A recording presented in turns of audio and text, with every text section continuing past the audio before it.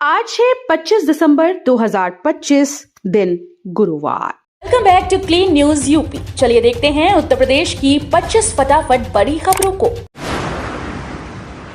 Christmas पर UP में घना कोहरा, 50 से ज्यादा जिलों में अलर्ट जारी। उत्तर प्रदेश में इस बार क्रिसमस घने कोहरे और कड़ाके की ठंड के बीच मनाया जाएगा। मौसम विभाग की आज की रिपोर्ट के अनुसार प्रदेश के 50 से अधिक जिलों में विजिबिलिटी बेहद कम रहने की चेतावनी जारी की गई। कई जिलों में ऑरेंज और येलो अलर्ट लागू है, जहां सुबह के समय घना कोहरा छाए रहने की संभावना है। कोहरे और पछुआ हवाओं के कारण कई इलाकों में कोल्ड डे जैसी स्थिति बनेगी, जिससे सड़क, रेल और हवाई यातायात प्रभावित होगा। मोती की खेती से एक्सप्रेस वे तक उत्तर प्रदेश सरकार किसानों की आय बढ़ाने के लिए एक साथ कई मोर्चों पर काम कर रही है। मोती की खेती के लिए शुरू किए गए पर्ल फार्मिंग प्रोजेक्ट में 12 लाख रुपए की लागत पर 50% की सब्सिडी और तकनीकी प्रशिक्षण मिलेगा, जिससे 18 महीने में 8.5 लाख रुपए तक की कमाई संभव है।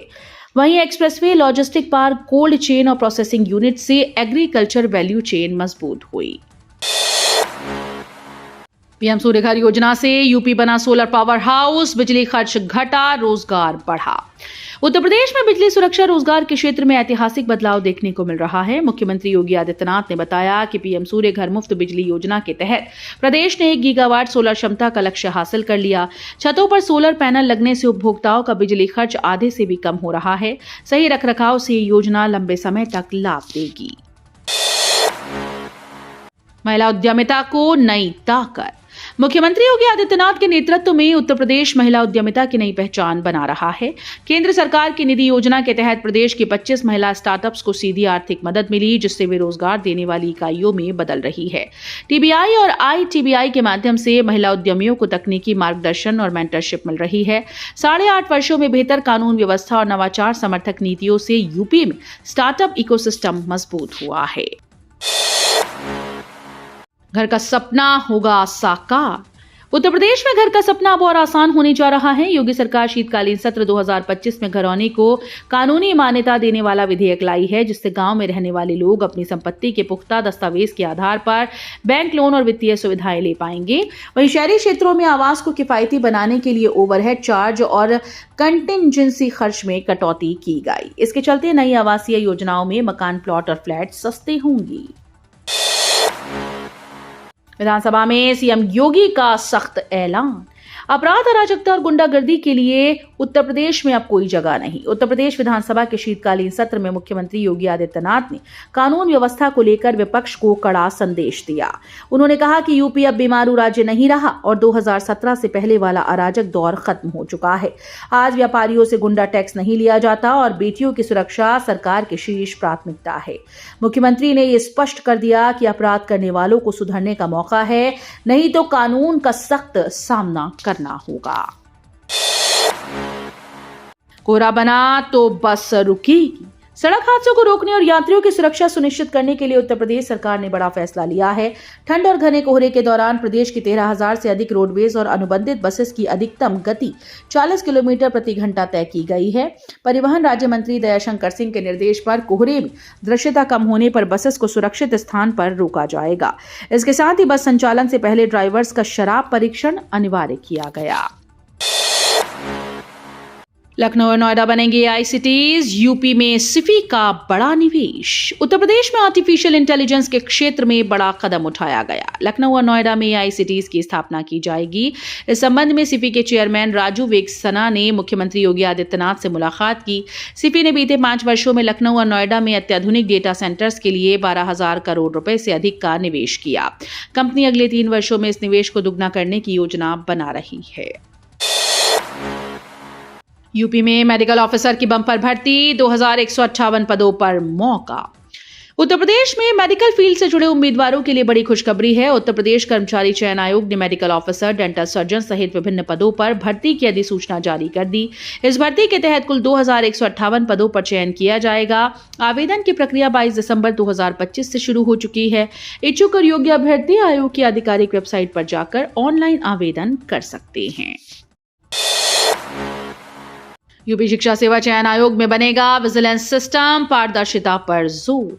उत्तर प्रदेश शिक्षा सेवा चयन आयोग में पारदर्शिता और निष्पक्षता को और मजबूत करने की दिशा में बड़ा फैसला लिया गया। पूर्व डीजीपी प्रशांत कुमार के आयोग अध्यक्ष का कार्यभार संभालने के बाद पहली बैठक आयोजित की गई, जिसमें कई अहम निर्णय हुए। आयोग ने अपने कामकाज और परीक्षा प्रक्रिया की शुचिता सुनिश्चित करने के लिए आंतरिक विजिलेंस सिस्टम लागू करने का निर्णय लिया।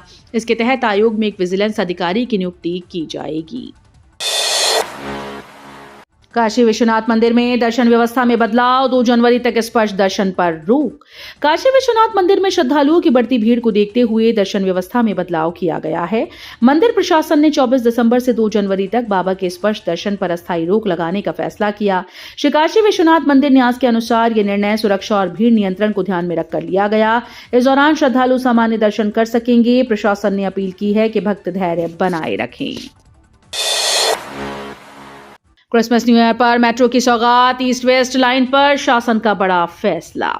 लखनऊ मेट्रो यात्रियों के लिए राहत भरी खबर है। क्रिसमस और नए साल की पूर्व संध्या पर मेट्रो सेवाएं देर रात तक चलेंगी। आज और 31 दिसंबर को मेट्रो सुबह 6 बजे से रात 12:30 तक संचालित होगी, जिससे हजरतगंज और न्यू ईयर सेलिब्रेशन में जाने वालों को सुविधा मिलेगी। वहीं दूसरी ओर ईस्ट वेस्ट मेट्रो कॉरिडोर को लेकर शासन ने सख्ती बढ़ा दी है। महानगरी बुद्ध पूर्णिमा और गांधीनगर एक्सप्रेस का नया ठहराव बना बनारस स्टेशन। रेल यात्रियों के लिए बड़ी खबर है। मुंबई की महानगरी एक्सप्रेस, राजगीर की बुद्ध पूर्णिमा एक्सप्रेस और गांधीनगर की साप्ताहिक सुपरफास्ट एक्सप्रेस अब बनारस रेल मंडल के अंतर्गत आ गई है। रेलवे बोर्ड ने इस संबंध में नोटिफिकेशन जारी किया। इन ट्रेन का रखरखाव बनारस रेलवे स्टेशन पर किया जाएगा और ये ट्रेन कैंट स्टेशन से बिना रुके रफ्तार में गुजरेंगी। नई व्यवस्था के तहत महानगरी एक्सप्रेस सुबह 9:45, बुद्ध पूर्णिमा एक्सप्रेस सुबह 8:15 और गांधीनगर एक्सप्रेस दोपहर 3:10 पर बनारस स्टेशन से रवाना होगी। जनवरी 2026 में खुलेगा जेवर एयरपोर्ट, सीएम योगी ने विधानसभा में किया बड़ा ऐलान। नोएडा इंटरनेशनल एयरपोर्ट को लेकर बड़ी खबर सामने आई है। मुख्यमंत्री योगी आदित्यनाथ ने विधानसभा में बताया कि जेवर में बन रहे इस अंतर्राष्ट्रीय हवाई अड्डे का उद्घाटन जनवरी 2026 में किया जाएगा। ये एयरपोर्ट लगभग 1300 हेक्टेयर क्षेत्र में पीपीपी मॉडल पर विकसित हो रहा है। ये दिल्ली एनसीआर का दूसरा अंतर्राष्ट्रीय एयरपोर्ट होगा, जिससे दिल्ली के आईजीआई एयरपोर्ट पर बढ़ता दबाव कम होगा। 13 करोड़ से बनेगा नया शिक्षा भवन, पुरानी इमारत होगी ध्वस्त। माध्यमिक शिक्षा विभाग को जल्द ही नया और आधुनिक शिक्षा भवन मिलने जा रहा है। पंचकुइयां स्थित वर्तमान शिक्षा भवन की जर्जर इमारत को ध्वस्त किया जाएगा, जिसे पीडब्ल्यूडी पहले ही अनुपयोगी घोषित कर चुका है। नए भवन के निर्माण के लिए करीब 13 करोड़ रुपए की लागत प्रस्तावित है। डिटेल प्रोजेक्ट रिपोर्ट यानी डीपीआर तैयार की जा रही है, जिसे जल्द ही अंतिम रूप दिया जाएगा। लखनऊ जा रहे हैं तो सावधान, भारी वाहनों की एंट्री पर रोक। प्रधानमंत्री नरेंद्र मोदी के लखनऊ दौरे को देखते हुए ट्रैफिक पुलिस ने बड़े स्तर पर यातायात डायवर्जन लागू किया। राष्ट्रीय प्रेरणा स्थल में प्रधानमंत्री के भ्रमण कार्यक्रम के चलते इटावा, बिल्हौर और बांदा की ओर से आने वाले भारी वाहनों की लखनऊ में एंट्री बंद कर दी गई है। ये डायवर्जन 24 दिसंबर की रात 10 बजे से लागू हो चुका है और आज गुरुवार को कार्यक्रम समाप्त होने तक प्रभावी रहेगा। खाद की कालाबाजारी पर सख्त एक्शन, कृषि अधिकारी सस्पेंड।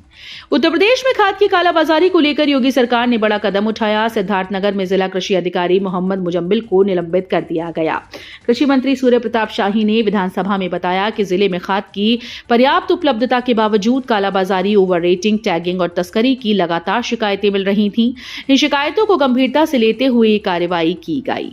मंत्री ने ये साफ शब्दों में कहा कि किसानों के साथ किसी भी तरह की लापरवाही या गड़बड़ी बर्दाश्त नहीं की जाएगी। अनुभव पत्र के पेंच में फंसी आयुष भर्ती, हजारों डॉक्टर्स का भविष्य अधर में। उत्तर प्रदेश में आयुष डॉक्टर्स की भर्ती प्रक्रिया एक बार फिर से अटक गई। राष्ट्रीय स्वास्थ्य मिशन द्वारा 6 महीने का अनुभव प्रमाण पत्र अनिवार्य किए जाने से हजारों अभ्यर्थियों के आवेदन निरस्त हो गए।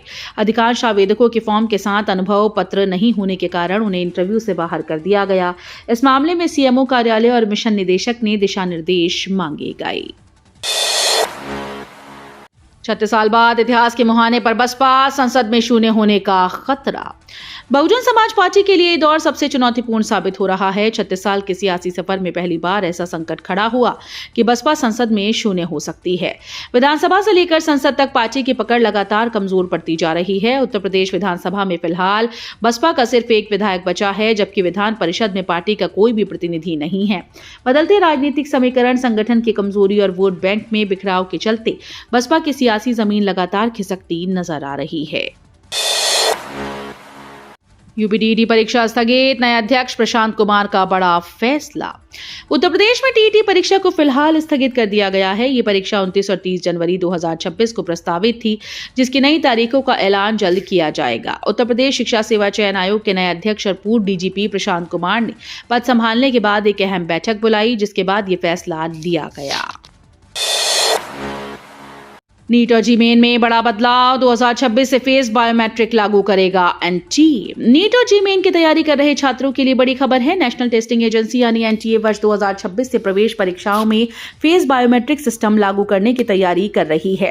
इसके तहत अभ्यर्थियों की पहचान फेस रिकॉग्निशन तकनीक से सत्यापित की जाएगी। आवेदन प्रक्रिया में बदलाव होगा, जहां उम्मीदवारों को स्कैन की हुई लेटेस्ट फोटो के साथ साथ वेब कैम या मोबाइल से अपनी लाइव फोटो अपलोड करनी होगी। एनटीए का कहना है कि इस कदम से फर्जीवाड़े पर रोक लगेगी। यूपी में धर्मांतरण गैंग की विदेशी फंडिंग का खुलासा, अमेरिका से आया पैसा। उत्तर प्रदेश में धर्मांतरण के एक बड़े नेटवर्क को लेकर चौंकाने वाला खुलासा हुआ। पुलिस जांच में सामने आया कि धर्मांतरण की आरोपी सुनीता मैसी के कई बैंक खातों में अमेरिका से बड़ी रकम ट्रांसफर की गई। एसपी राजेश द्विवेदी के निर्देशन में और सीओ इशिका सिंह के नेतृत्व में गठित एसआईटी ने खातों की जांच की, जिसमें सिएटल शहर से बार बार पैसे भेजे जाने की पुष्टि हुई। छात्रों के लिए शिक्षा में नई सुविधा, राष्ट्रीय पुस्तकालय और प्रैक्टिकल परीक्षाओं का शेड्यूल जारी। माध्यमिक स्कूल के विद्यार्थियों के लिए शिक्षा से जुड़ी दो अहम खबरें सामने आई। छात्र अब राष्ट्रीय पुस्तकालय से निःशुल्क डिजिटल सामग्री का लाभ उठा पाएंगे। इस प्लेटफॉर्म पर पाठ्यक्रम के अलावा कहानियां, महान लेखकों की किताबें और विज्ञान से जुड़े मॉड्यूल उपलब्ध होंगे। दूसरी ओर सीबीएसई ने स्कूल के लिए प्रैक्टिकल परीक्षाओं के एग्जामिनर्स की लिस्ट जारी कर दी है। बांग्लादेशी हिंदुओं पर बढ़ता खतरा, भारत को सतर्क रहने की जरूरत। बांग्लादेश में हिंदुओं की सुरक्षा लगातार चुनौतीपूर्ण बनी हुई है। मेमनसिंह जिले में हिंदू युवक दीपू चंद्र दास की हत्या ने इस खतरे को फिर से उजागर कर दिया। ये कोई अकेली घटना नहीं है। देश में हिंदू और अन्य अल्पसंख्यक लगातार खतरे में हैं। विभाजन के बाद से ही पाकिस्तान और अब बांग्लादेश में हिंदुओं को चैन से जीने नहीं दिया गया। घटनाओं की ये श्रृंखला भारत के लिए सतर्क रहने और पड़ोसी देश में अल्पसंख्यकों की सुरक्षा पर ध्यान देने का संकेत है। रेलवे ग्रुप डी परीक्षा का शेड्यूल बदला, जनवरी से शुरू होंगी परीक्षा। रेलवे में नौकरी का इंतजार कर रहे लाखों उम्मीदवारों के लिए बड़ी खबर है। उत्तर मध्य रेलवे प्रयागराज के रेलवे भर्ती प्रकोष्ठ ने ग्रुप डी पदों की भर्ती परीक्षा का शेड्यूल बदल दिया है।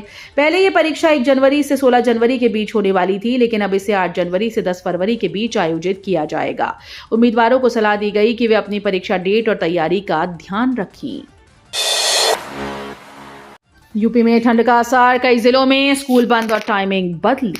उत्तर प्रदेश में शीतलहर और कड़ाके की ठंड का असर बच्चों की पढ़ाई पर भी पड़ रहा है। राज्य के कई जिलों में बच्चों की सुरक्षा को ध्यान में रखते हुए स्कूल में अवकाश घोषित किया गया। वहीं कुछ जिलों में स्कूल की समय सारणी बदलकर क्लासेस संचालित की जाएंगी। चंदौली जिले में 8वीं तक के सभी विद्यालय 26 दिसंबर तक बंद रहेंगे, जबकि सोनभद्र में 8वीं तक के स्कूल 25 दिसंबर तक बंद रहेंगे। तो ये थी आज की 25 फटाफट बड़ी खबरें। अगर आपको न्यूज पसंद आई हो तो वीडियो को लाइक और शेयर जरूर करें। धन्यवाद।